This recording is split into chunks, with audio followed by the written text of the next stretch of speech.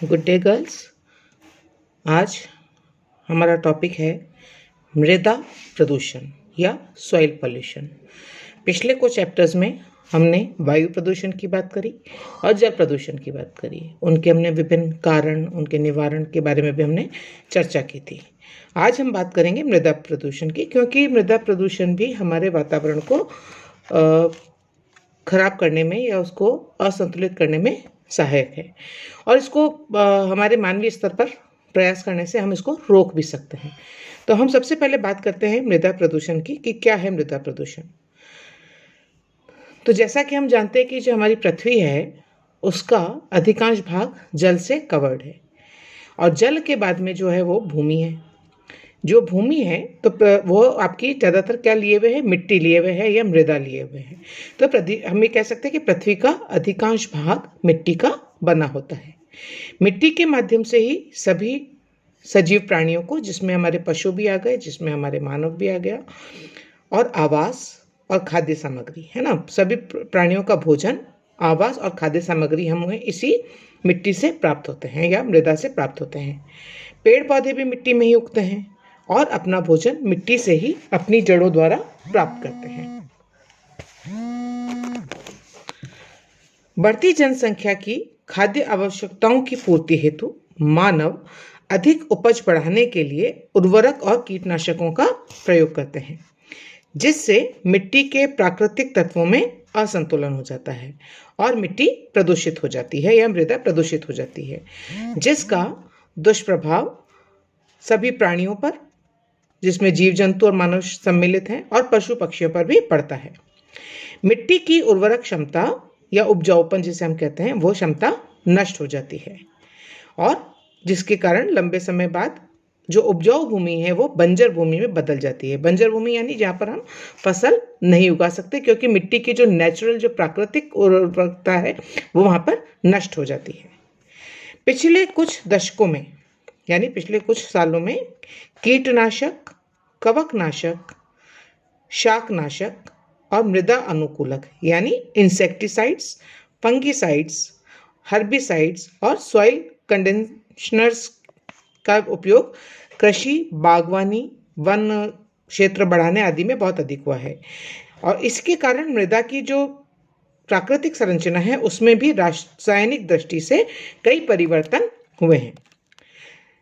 इसके अलावा औद्योगिक अपशिष्ट और संश्लेषित कार्बनिक रसायनों द्वारा भी मृदा का भयंकर रूप से प्रदूषण हुआ है, क्योंकि घरेलू कचरा, औद्योगिक कूड़ा करकट और व्यर्थ के पदार्थ हम सीधे ही नदी नालों या जलाशयों और अन्य जल स्रोतों में बहा देते हैं, और जब इसी जल का उपयोग कृषि कार्य, बागवानी, वनों हेतु किया जाता है, तब मृदा जो है वह प्रदूषित हो जाती है।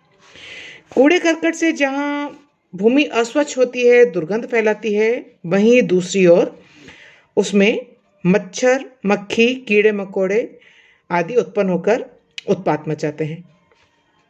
गंदगी के कारण विभिन्न रोगाणुओं का भी जन्म होता है, और जो अनेकानेक रोग उत्पन्न करते हैं। यहाँ पर यदि हम मृदा प्रदूषण की परिभाषा की बात करें तो हम कह सकते हैं कि भूमि के भौतिक, रासायनिक या जैविक गुणों में ऐसा कोई भी अवांछित परिवर्तन जिसका हानिकारक प्रभाव मानव स्वास्थ्य, पेड़ पौधों, जीव जंतुओं और सांस्कृतिक धरोहर पर पड़े, या जिससे भूमि की प्राकृतिक गुणवत्ता तथा उपयोगिता नष्ट हो, वह मृदा प्रदूषण कहलाता है।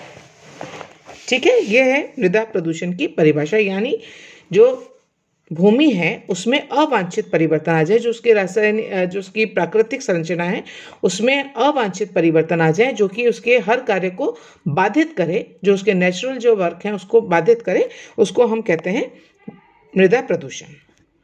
अब बात आती है मृदा प्रदूषण के स्रोत की, यानी किन किन स्रोतों से, किन किन सोर्सेज से मृदा प्रदूषण या सॉइल पॉल्यूशन फैल सकता है। और इसमें सबसे पहला नाम आता है घरेलू अपशिष्ट का, यानी डोमेस्टिक वेस्ट का। हम क्या करते हैं, हमारे घर में जो भी कूड़ा कचरा होता है उसको हम जो भी खाली स्थान देखते हैं वहाँ पर फेंक देते हैं, और यदि वहाँ से उस कचरे को उठाने की, संग्रहण करने की अगर सुविधा नहीं है, तो वो वहाँ की उस भूमि को बंजर बनाने लगती है। क्यों बनाने लगती है? क्योंकि हम उस कचरे के अंदर, हमारे पास में बहुत सारे तत्व होते हैं। यदि आप गीला कचरा फेंक रहे हैं तो कोई दिक्कत नहीं है, क्योंकि वो खाद का रूप में परिवर्तित हो जाता है।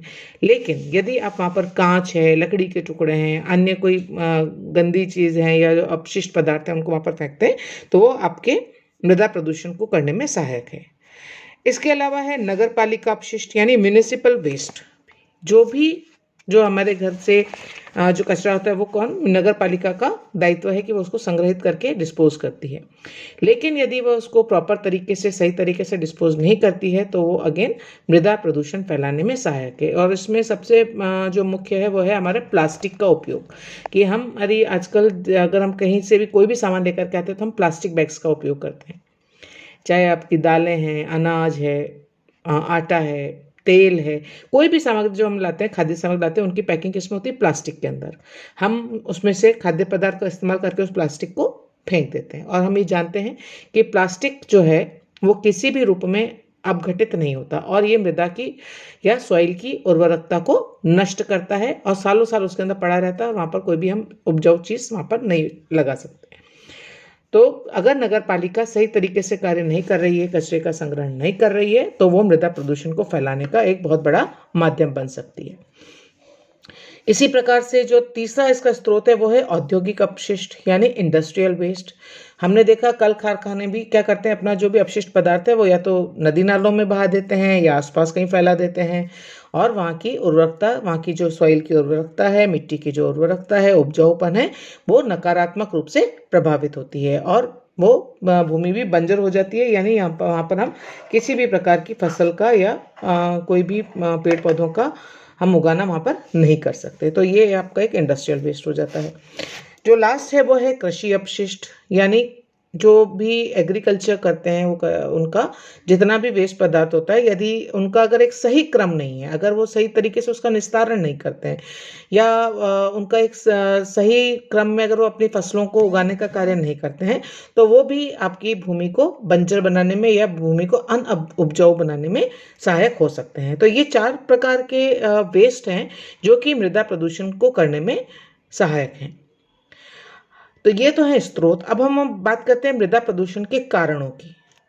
तो सबसे पहला कारण है वो है जनसंख्या वृद्धि, औद्योगिकरण, शहरीकरण। इनसे जो अवशिष्ट पदार्थ निकलते हैं उनको सीधे ही भूमि पर डाल दिया जाता है। औद्योगिक कचरे, रासायनिक पदार्थ, कीटनाशक आदि से मिट्टी प्रदूषित होती है, ये हम सब जानते हैं। तो ये एक बहुत बड़ा कारण है। दूसरा कारण है घरेलू कचरा, रसोई, और जो भी हमारे स्नानघर में जो गंदा पानी, वेस्ट जो वाटर है वो निकलता है, वो घर से बाहर निकलकर सड़कों पर अथवा गलियों में फेंक दिया जाता है, और जिससे कई प्रकार की दुर्गंधपूर्ण गैसें बनती हैं। ये कचरा बैक्टीरिया, विषाणु, रोगाणु आदि को पनपने में सहायता करता है। आपने देखा होगा कि शहरों में तो आज फिर भी नालियों की व्यवस्था हो गई है, लेकिन वो नालियां भी कई बार जैम रहती हैं, और उनमें से कहीं अवरोध आने पर उसका पानी सड़कों पर निकलने लगता है। यदि हम गाँव की तरफ चले जाएं तो वहाँ पर पक्की नालियों का कोई अस्तित्व नहीं है। वहाँ पर क्या करते हैं, अगर स्नानागार है भी या शौचालय है भी, तो उसका जो आउटलेट है वो खुले में छोड़ दिया जाता है, और वो जाकर के नेचुरली अगर आप साबुन का पानी उसमें फेंक रहे हैं या और भी कोई अपशिष्ट पदार्थ या रासायनिक पदार्थ उसमें से निकलकर अगर भूमि में मिल रहा है, तो वो उसको प्रदूषित कर सकता है।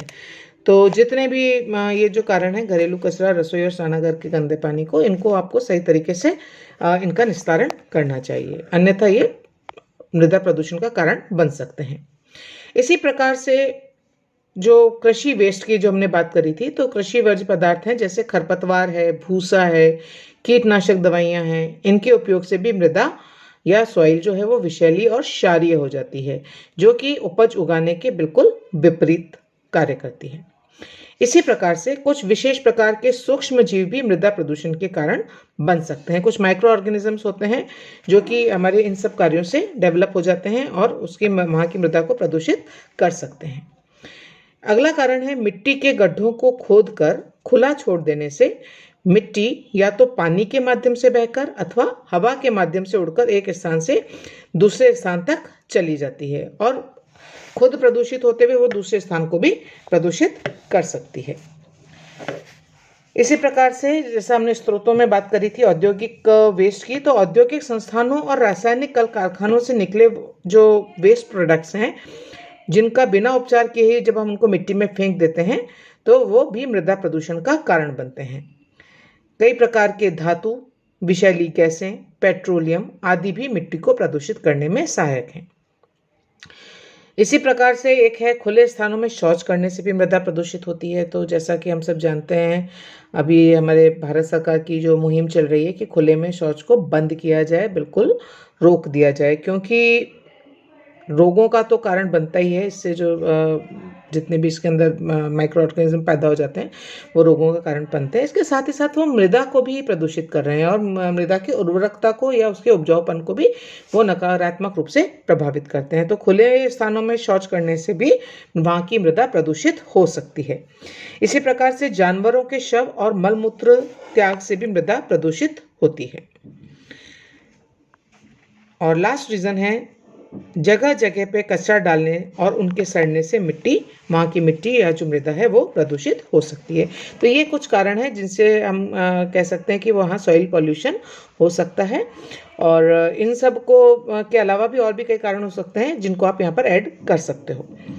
लास्ट में हम आते हैं इसके मृदा प्रदूषण के नियंत्रण की बात करते हैं, यानी कंट्रोल ऑफ सॉइल पॉल्यूशन। तो क्या क्या कुछ ऐसे उपाय हैं जिनको हम आसानी से अडॉप्ट करके इस मृदा प्रदूषण को होने से बचा सकते हैं। तो सबसे पहली बात है भू संरक्षण के लिए, यानी भूमि संरक्षण के लिए खेतों को कभी भी खाली नहीं छोड़ना चाहिए। और इसके लिए क्या करना चाहिए कि हम फसलों को इस क्रम से लगाएं ताकि खेत वर्ष पर्यंत कभी खाली न रहे, यानी उनमें इस तरह से फसल लगाई जाए कि एक फसल लगाने के बाद हम उसमें दूसरी फसल लगा सकें और दूसरी के बाद तीसरी ले सकें। कई बार ऐसा होता है कि हम खाली एक फसल लेकर के खेत को खाली छोड़ देते हैं और खाली पड़ा हुआ खेत निश्चित रूप से मृदा के पोल्यूशन का एक कारण बन सकता है। दूसरी बात है खेतों की मिट्टी को बहने अथवा उड़ने से रोकने के लिए खेतों के चारों ओर मेड़ जिसे हम कहते हैं, बाउंड्री जिसे कहते हैं मिट्टी की, वो लगा करके वहाँ पर हरे भरे वृक्ष लगा देने चाहिए, जिससे वहाँ पर मिट्टी का कटाव न हो और वहाँ पर जो है सॉइल वहाँ की वहीं रहे और वो पोल्यूशन न फैला सके और न वहाँ पर पोल्यूशन हो सके। इसके अलावा जो चारागाह होते हैं, जो कॉमन चारागाह होते हैं, आपने गाँव के अंदर देखा होगा, कॉमन जो आपके जानवरों के चरने की जो भूमि होती है, तो चारागाह और जंगलों को काटकर खेती लायक जमीन कभी नहीं बनानी चाहिए, क्योंकि ये वर्षा मानसून को लाने में अपना सक्रिय सहयोग देते हैं। तो जमीन का लालच कह लीजिए या फसल का लालच कह लीजिए, तो हम क्या करें, चारागाह की भूमि को कम से कम करते जा रहे हैं और जंगलों को भी काट करके वहाँ पर हमारा या तो खेती कर रहे हैं या पर वहाँ पर मकान बनाए जा रहे हैं। तो ये भी मृदा प्रदूषण को फैलाने में सहायक है। तो ऐसा नहीं करना चाहिए, क्योंकि इन सब के उपज जो हमारे जितने भी जंगल हैं, जो जंगलों की संख्या है या चारागाह की भूमि है, जितने वृक्ष अधिक होंगे वहाँ पर उतना ही मानसून सक्रिय रहेगा। तो मानसून को लाने में अपना सक्रिय सहयोग क्योंकि ये देते हैं, तो इनको काटना नहीं चाहिए। इसके अलावा घरेलू अपशिष्ट पदार्थ और कूड़े कचरे को भूमि में गड्ढा खोदकर भर देना चाहिए और ऊपर से मिट्टी डाल देनी चाहिए, जिससे कचरा भूमि पर फैलकर मृदा प्रदूषण नहीं करेगा और जो कचरा आपने मिट्टी में दबाया है कुछ दिनों के बाद कंपोस्ट खाद के रूप में वो परिवर्तित हो जाएगा।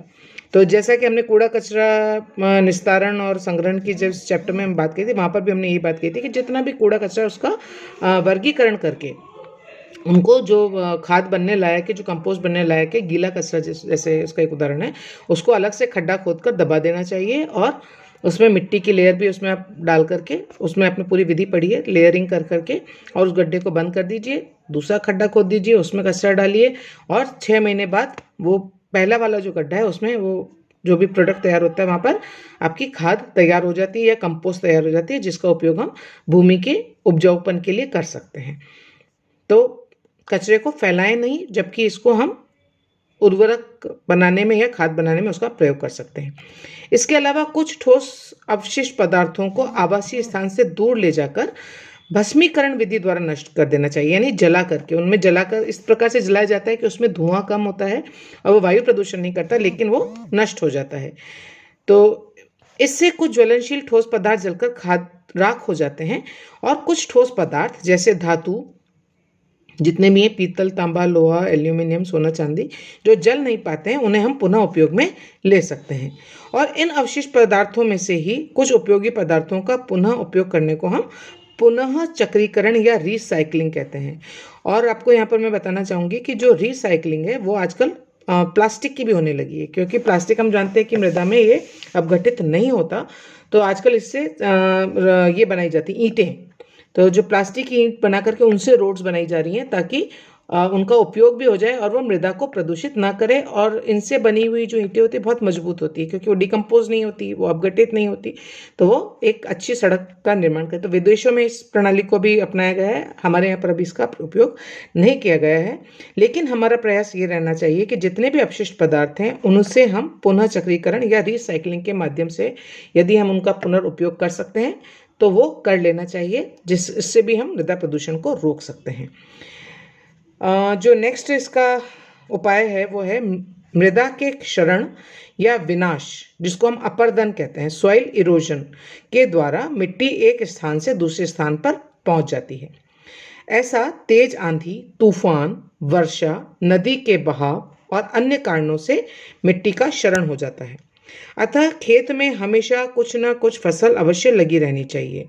हरी पत्तियां और गोबर का उपयोग खाद के रूप में करना चाहिए।